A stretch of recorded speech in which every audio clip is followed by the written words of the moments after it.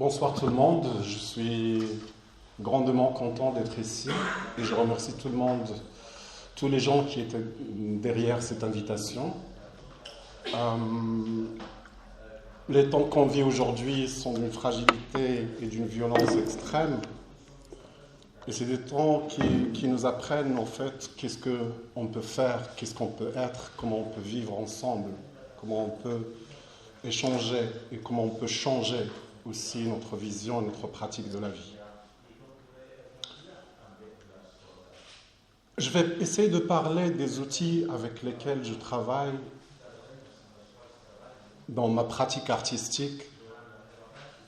Je suis Mbark Bakshishi, je suis artiste marocain. Marocain, je ne sais pas si je suis vraiment marocain parce que souvent je suis confronté à des situations qui font de moi quelqu'un qui vient d'un autre ailleurs. Des situations où je dois expliquer d'où je viens. Je dois expliquer peut-être aussi pourquoi je suis là. Donc mon intervention, je souhaitais lui donner le titre suivant. Nous sommes des mots, des écritures. Parce que je crois que le pouvoir de l'être humain aujourd'hui et une des fractures coloniales aujourd'hui, c'est le pouvoir de l'écriture. C'est écrire sur l'autre. La photo que vous voyez là, c'est ma mère et c'est moi, petit. Ce n'est pas une photo prise par un occidental étranger dans un sud où on est considéré encore un sujet du regard. Cette photo a été prise heureusement par mon père. Et c'est pas loin, c'est 76. C'est juste hier. C'est pour dire qu'il y a autant de réalités aujourd'hui qu'on ne veut pas voir en fait. Je suis né à Akka, comme c'est marqué en fait sur la carte, vers la frontière algérienne. Et là-bas j'ai grandi. J'ai écrit cette petite introduction juste pour me permettre en fait de parler d'un jeu, de moi, de ce que je fais. Certes, parler de soi est un exercice des plus malaisés, mais ai-je vraiment le choix?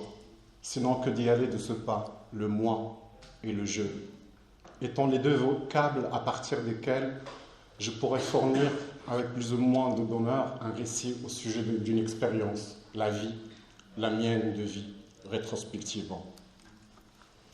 Une expérience donc qui se défait de tout ce qui est critique pour se limiter à une vision personnelle, dont la seule ambition est d'aboutir à un travail artistique complexe qui tire sa substance première de la vie de tous les jours.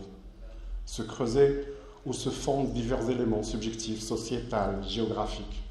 Je m'y vois d'ores et déjà dans un récit autobiographique se basant sur les éléments qui ont été cristallisés jusqu'à ici dans mon travail artistique et qu'on a fixé et édifié. Plusieurs personnes, quand on entend parler d'un Marocain, on croit qu'on est arabe. Moi, je suis amazir. Et amazir, ça veut dire un homme libre.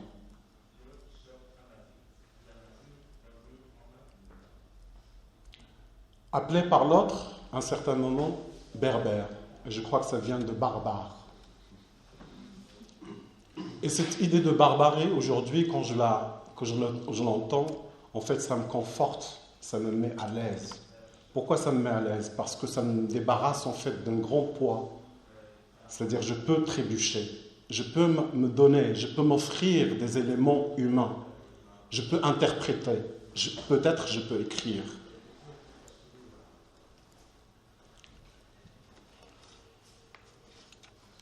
Je suis né à Akka. C'est une grande oasis vers la frontière algérienne de 7 km, avec un ciel bleu tendu. Mais après, j'étais emmené avec ma mère, mon père, dans une sorte d'émigration. J'appelle aujourd'hui une immigration interne. Dans le même pays, supposé être dans le même pays, mes parents partent dans une ville. le ciel n'est plus le même en fait. Le ciel est morcelé, comme à l'image de plusieurs choses. Ma mère était contrainte de changer tous ses habits, mettre tout dans un bagage. Toute cette culture, toutes les choses avec lesquelles il a grandi, tout ce vocabulaire était réduit à quelque chose de pas compatible. Du coup, j'étais confronté depuis mon jeune âge à des éléments, des situations, des mots déjà d'intégration, d'explication, d'expliquer d'où je viens. Vous avez ça? Le Sahara, le désert. Ah, le désert, c'est vide. Mais moi, je connais un autre désert, en fait. Je connais un désert où le geste, il a son poids, où le mot, il a son poids, où la forme de la liberté et la forme du vivre ensemble étaient très matérialisées par le souffle, par le silence, et beaucoup de silence. Du coup, c'est dans cette ville que j'apprends que je suis noir. À l'école, j'ai appris que je suis noir. Dans le bouquin scolaire, je ne voyais pas mon image. Je ne voyais pas mes semblables. À la télévision, je ne voyais pas des images qui me ressemblaient. Cette différence, c'est la rue, c'est l'autre qui me l'a appris. Mais dans ce chemin d'apprentissage vers une forme d'intégration, c'est poser réellement cette idée d'identité. Comment je peux expliquer d'où je viens? Comment je peux dire? Comment je peux parler? Je dois que me débarrasser de tout cela, le mettre dans un coin et apprendre. Malheureusement, cet apprentissage est un apprentissage à l'occidental, eurocentrique, autoritaire, très fort. Dans l'art, on m'a enseigné l'histoire de l'art, une histoire de l'art horizontale, dans laquelle ma culture n'existe pas. Et je dois, par la suite, la défendre. Défendre, en fait, cette culture occidentale, qui n'est pas la mienne. Je dois continuer une école de Paris, des années 50.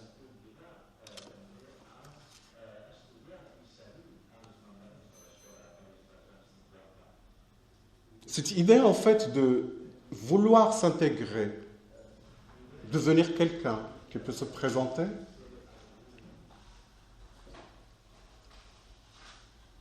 m'a confronté à une idée de la culture, une autre culture, mais qui m'a surtout mené à la désobéissance. Je crois que la désobéissance est aujourd'hui un droit de tout un chacun. La désobéissance. Et c'est un cheminement qui m'a emmené dans ma pratique à une sorte de désapprentissage, de déconstruction, et à adopter quelque chose que j'aime bien, cette forme de circulation à l'ancienne, dans ces espaces où on peut réfléchir avec les pieds, on peut marcher, rencontrer l'autre. Parce que je crois que tout ce qu'on appelle aujourd'hui droit de vivre ensemble, ça a été créé dans des espaces de rencontre, où les mots étaient échangés, où les motifs ils ont migré, où les formes et les paroles ils ont migré. Cette forme de circulation, je crois que c'est une forme de circulation aujourd'hui qui permet une circulation entre une bibliothèque arabo-musulmane et une bibliothèque coloniale et une bibliothèque post-coloniale. Dans cette forme de circulation, ça me rappelle juste le pouvoir aujourd'hui qu'on peut avoir si on fait juste abstraction à ce découpage de nord, sud, est, ouest, et qu'on voit le monde comme à l'image du mouvement de l'air, à cette image de ces coulées de fleuves, à ces images en fait de diagonales qui peuvent solutionner ce découpage assez autoritaire et résultant de quelque chose, résultant peut-être d'un contexte colonial qui fait du nord de l'Afrique aujourd'hui blanche, dans un continent qui est supposé être noir.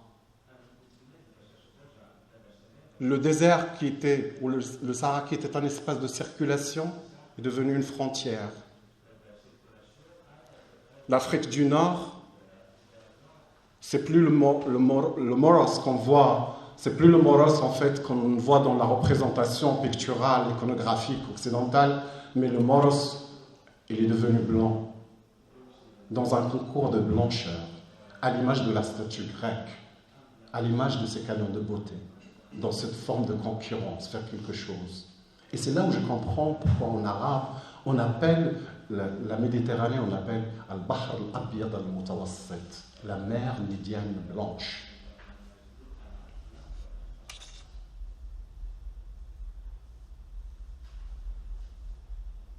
Je crois que dans cette forme de circulation, j'ai décidé à un moment donné juste une continuité. Une continuité de quoi?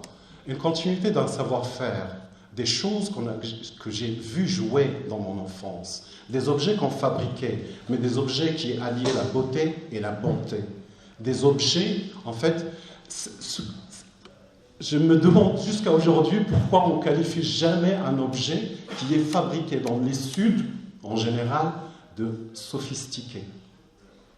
Et le mot sophistiqué est réservé juste à qualifier un objet du Nord. Et pourtant, il y a une ingénierie, il y a une manière de penser, il y a une manière, en fait, de réfléchir.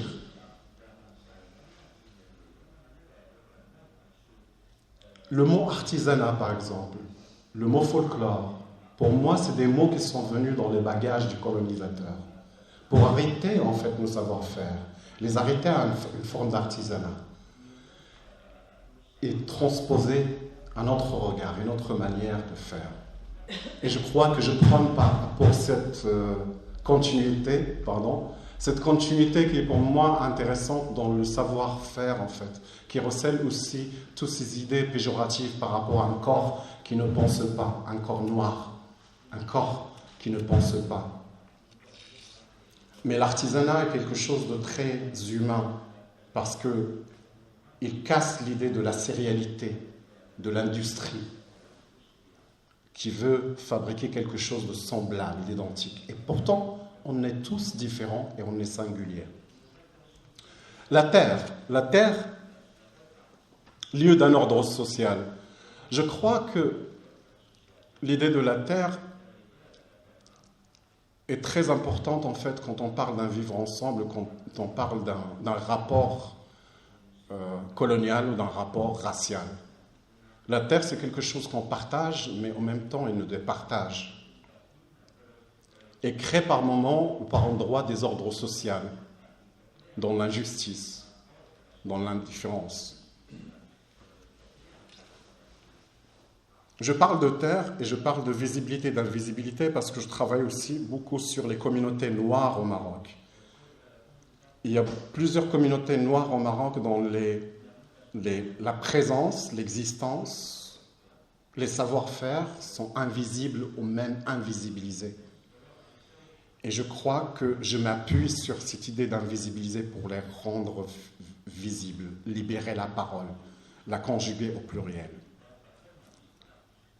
Peut-être que c'est des tentatives de création de quelque chose que j'appellerais l'archive, parce que je crois que nos images, à l'opposé de l'image que j'ai montrée au début, sont encore dans la possession du colonisateur. Nos images ne nous appartiennent pas. On n'est pas encore arrivé à créer nos propres images. Et je crois que dans cette idée, en fait, de l'archive et contre son autorité, c'est une obligation aujourd'hui, ou peut-être une forme de négociation logique entre une thèse et antithèse, de défendre, ou peut-être de négocier juste un droit d'écrire sur soi, de créer ces images, en fait.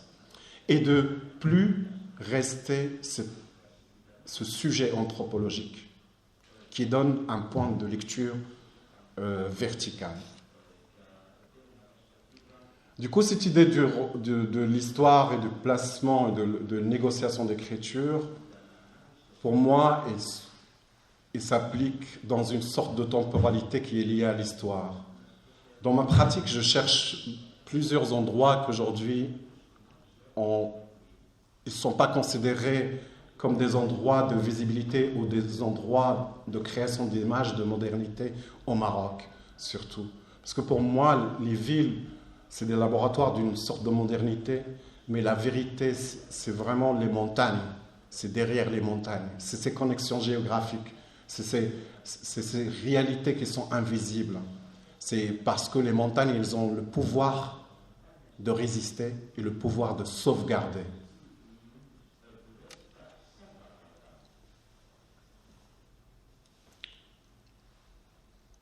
Du coup, je crois que ce jeu qui est supposé être central dans une pratique artistique s'est transformé en nous.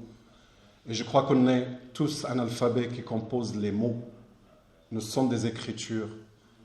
Et je pense souvent en disant ça à ce monde d'oralité, dans lequel la transmission se base sur l'oralité et qui est aujourd'hui devant une complexité de s'accorder. Et il devient... Parce que la civilisation est très dure, l'idée de la civilisation. Elle marginalise, elle laisse de côté. En fait, elle ne donne pas la parole aux autres, en fait, de parler, de dire, de créer, de défendre même.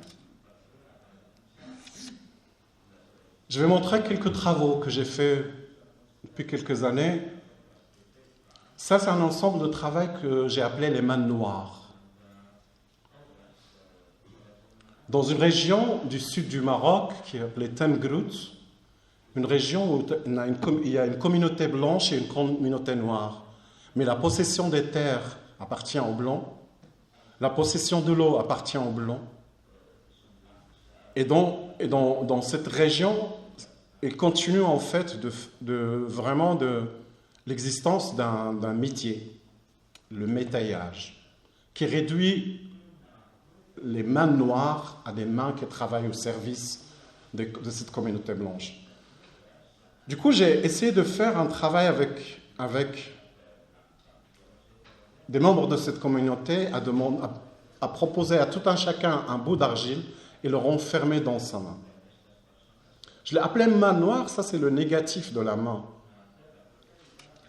Mais après, ces mains, elles sont toutes amassées comme ça. Elles perdent en fait de la singularité, elles perdent ça. Et c'est intéressant pour revisiter l'histoire qu'aujourd'hui, on a déconstruire le récit historique, qui dit qu'aujourd'hui, en fait, cette communauté noire est arrivée ou a été amenée d'un autre ailleurs pour travailler pour les autres. Du coup, je la propose comme ça, au sol, comme dans cette esthétique du souk. C'est comme si je dis, allez, servez-vous de quelque chose. Dans cet Temgrout, il existe un cimetière pour les blancs et un cimetière pour les noirs. Et cette idée de séparation dans la mort est quelque chose que je ne comprends pas jusqu'à aujourd'hui. En découvrant cette réalité, je m'aperçois en fait que j'étais aveuglé par ma propre culture que je défendais jusqu'à un moment. Dans mon village même, il y a cette pratique. Mais tout se cultive dans le silence. Je travaille avec des potiers noirs qui ont cette technique verte, avec toute la connotation de la couleur verte dans l'islam. Et on a créé des petites tombes, comme un cimetière, hommage à cette communauté noire.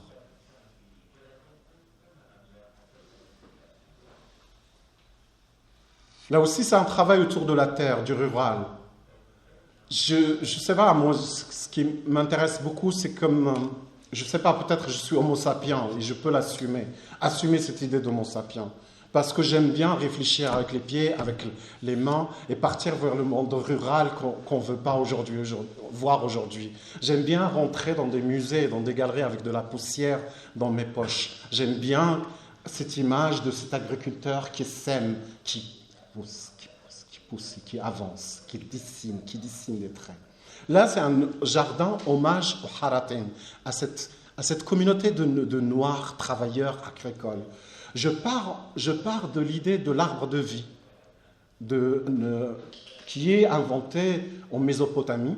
Et on sait tous que la Mésopotamie était la première pionnière, en fait, à créer des ordres, en fait, et des lois par rapport au partage des terres, l'irrigation et l'agriculture en général. Et je le fais, j'ai réalisé tout ça qui peut apparaître comme quelque chose de floral très fin, mais c'est fait avec des clous martelés encore par des noirs. Parce qu'il y a dans l'imaginaire, jusqu'à aujourd'hui, cette idée de noir, du corps noir qui est impur, un corps qui est très proche du feu, un corps qui communique avec des forces invisibles.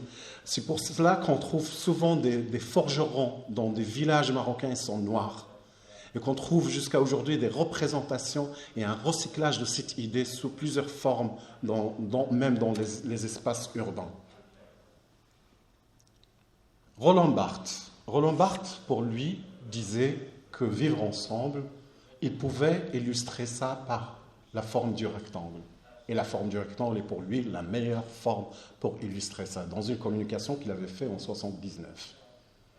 Je prends ce rectangle comme métaphore d'une parcelle de terre et j'en coupe à chaque fois 1/5 des récoltes, 1/5 de la surface.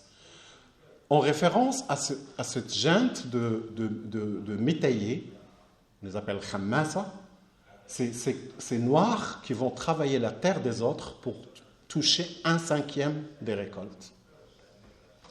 Et pour moi, je suspends les deux métaux, qui sont le cuivre et le métal.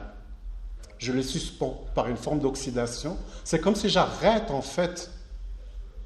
le processus de l'oxydation. Et je répète, et je cherche à chaque fois. Pourquoi cette idée de répétition? Pour moi, personnellement, l'école française m'a appris que pour exister, je dois inventer quelque chose. Ou la culture occidentale en général, elle nous pousse vers l'invention. Et c'est très lourd. Je crois que l'idée de la répétition est une idée humaine. Je reprends la même idée, mais sous forme de grande sculpture, où je sépare les deux éléments et je les laisse vraiment à la conscience du regardeur.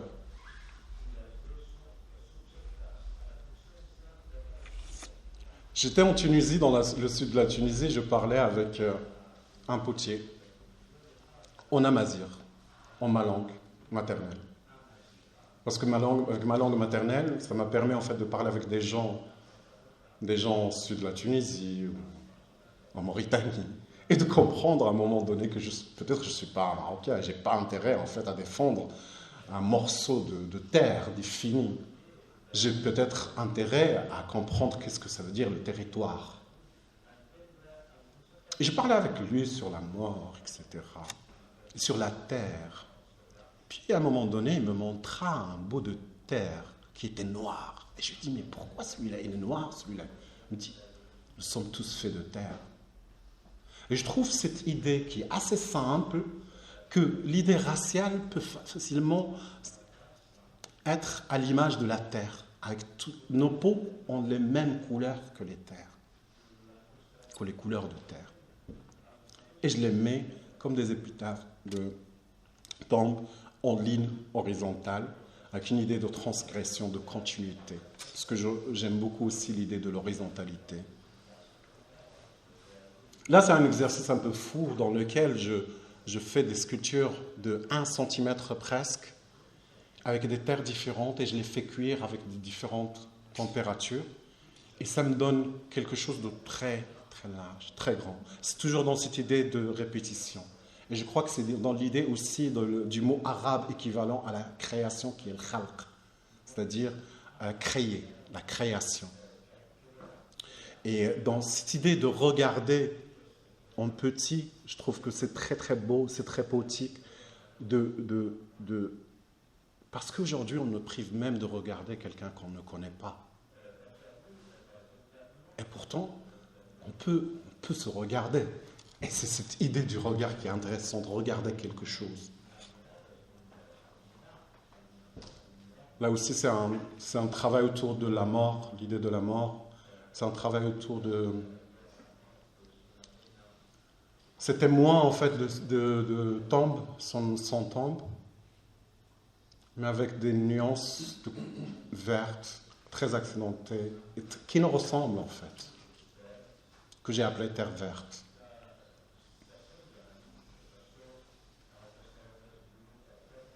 On parle beaucoup de modernisme dans la sphère sud. Et parfois, c'est trop complexe, en fait. Parce qu'on n'arrive pas à défendre ce qu'on sait faire. Et on essaie de jouer sur le terrain de l'autre.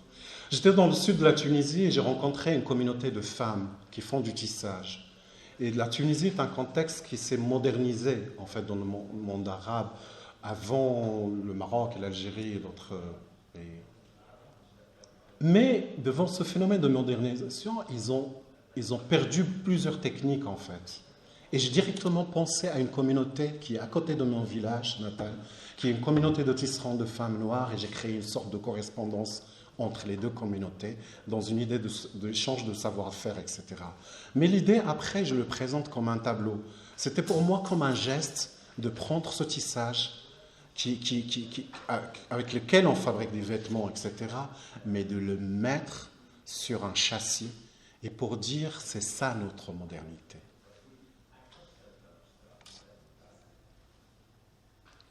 Et ça, c'est une autre série que je développe récemment, mais surtout en rapport avec le Mali, une autre partie qui m'intéresse beaucoup. Depuis quelques années, j'ai découvert un poète esclave, descendant d'esclaves de ma région, qui s'appelle Mbark Benzida. Mbark Benzida. Il refuse d'adopter le nom de son père, il prend le nom de sa mère, parce qu'il a compris qu'on est une société matriarcale. Et Mbark Benzida, je découvre tardivement et je dis, mais pourquoi on ne m'a pas enseigné ça à l'école? Ces paroles sont avant-gardistes par rapport au rapport racial, etc. Et il appartenait à une junte confrérie de poètes ambulants. Après les moissons, ils vont circuler, se balader dans toute la région, rapporter des informations, mais parler aussi d'injustice et parler de rapports raciaux, etc. Pour matérialiser et pour accentuer cette idée de rituel et cette idée de païanisme qui existe dans ma culture, que je défends d'ailleurs, je prends des bâtons. Ces bâtons, le plus grand, il dépasse 3 mètres. Et sur ces bâtons, je marque en amazigh des vers de poésie qui étaient des formes de joutes raciales vraiment, où on traitait le poète noir qui est Mbark Benzida qu'il n'est pas fait pour proclamer la poésie, etc.